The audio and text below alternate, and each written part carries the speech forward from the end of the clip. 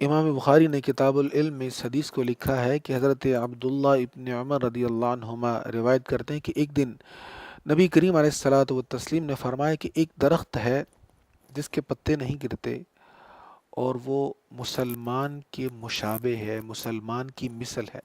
بتاؤ وہ کون سا درخت ہے؟ حضرت عبداللہ کہتے ہیں کہ صحابہ کے ذہن جنگلوں کے درختوں کی طرف چلے گئے اور میرے ذہن میں آیا کہ اس سوال کا جواب کھجور کا درخت ہے، لیکن میں نے حیا کی، میں خاموش رہا۔ حضور علیہ الصلاۃ والسلام سے صحابہ نے کہا یا رسول اللہ بتائیں وہ کون سا درخت ہے؟ تو نبی کریم علیہ السلام نے فرمایا وہ کھجور کا درخت ہے۔ اس حدیث میں آپ نے کھجور کے درخت کو مسلمان کے مشابہ قرار دیا، اس کی وجہ کیا ہے؟ محدثین فرماتے ہیں کہ کھجور کے درخت میں خیر ہی خیر ہے، اس کا سایہ ہر موسم میں ہوتا ہے، اس کا پھل تازہ بھی اچھا لگتا ہے، سکھا کر اگر چھہارے بنا لیے جائیں تو وہ بھی کام آتے ہیں، کئی طرح سے اس کا پھل کھایا جاتا ہے۔ اس کا تنا شہتیر کے کام آتا ہے، اس کے پتوں میں بھی خیر ہے، اس کے پتوں سے چٹائیاں بنتی ہیں، اس کے پتوں سے برتن بنتے ہیں، اس کے پتوں سے رسیاں بنتی، بے شمار چیزیں اس کے پتوں سے بنتی،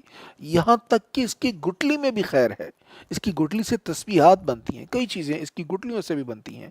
تو جیسے کھجور کی کوئی شے خیر سے خالی نہیں، ہر چیز میں خیر ہے، اسی طرح بندہ مومن کے بھی ہر کام میں خیر ہے۔ وہ نماز پڑھے، روزہ رکھے، زکوٰۃ دے، حج کرے تو اس میں تو ثواب ہے ہی، لیکن اگر وہ اہل و عیال کے لیے رزق حلال کے لیے کوشش کرتا ہے اس میں بھی ثواب ہے،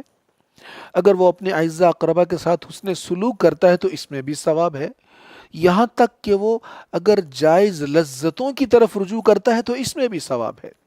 اور اگر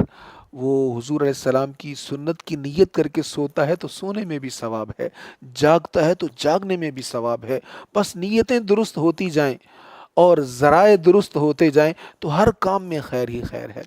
محدثین نے ایک اور وجہ بھی بیان فرمائی، کہتے ہیں جس طرح کھجور کا درخت اس کی جڑیں زمین کے اندر ہیں لیکن اس کی شاخیں آسمان کی طرف جا رہی ہیں، ایسے ہی بندہ مسلم ایمان والا اس کی کیفیت یہ ہے کہ ایمان کی جڑ اس کے سینے میں ہے اور اس کے اعمال صالحہ کی شاخیں آسمان کی طرف جا رہی ہیں۔ اور ایک بڑی خوبصورت تشبیہ بھی محدثین نے بیان فرمائی کہ کھجور کا تنا حضور صلی اللہ تعالی علیہ وآلہ وسلم کے فراق میں رو دیا۔ سرکار کریم علیہ الصلاۃ والتسلیم ایک کھجور کے تنے کے ساتھ ٹیک لگا کر خطبہ ارشاد فرمایا کرتے تھے۔ حضور علیہ السلام کے لیے ممبر بچھا دیا گیا، آپ ممبر پر تشریف لے گئے، کھجور کے تنے کے پاس سے جب گزر کر ممبر پر بیٹھ گئے تو تنا حضور کے فراق میں رو پڑا